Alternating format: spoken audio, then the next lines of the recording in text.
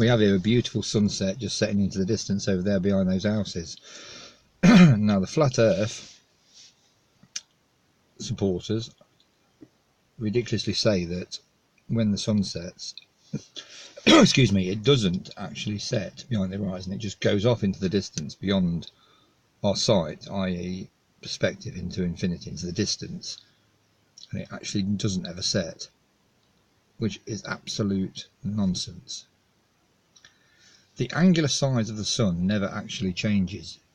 You can actually film the sun rising in the east and setting in the west on a time lapse or any other way, and you'll see that the angular size of the sun doesn't change from rising in the morning to setting at night, any time of the year, any time of the day. If it was going into the distance, that would in fact happen. For instance, any object that gets further away from you, such as this button here, you can see it's this particular size if we get closer to it. If it is disappearing or the camera's going back, same thing, it's getting further away. The angular size of it gets smaller and smaller and smaller.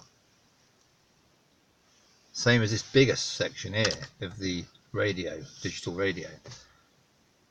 It's this size, but as you get away from it, the angular size of the object gets smaller. And that's the same on any object.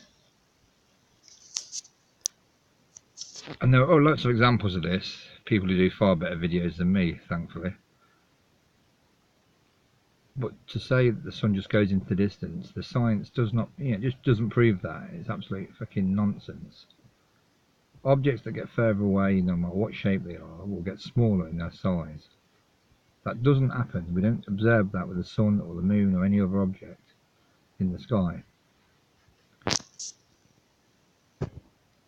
So to me, to say that this is what happens with the sun is nonsense, and it's complete flat earth fantasy. Over there you can see an absolutely marvellous sunset, and we should just rejoice really when we can see that.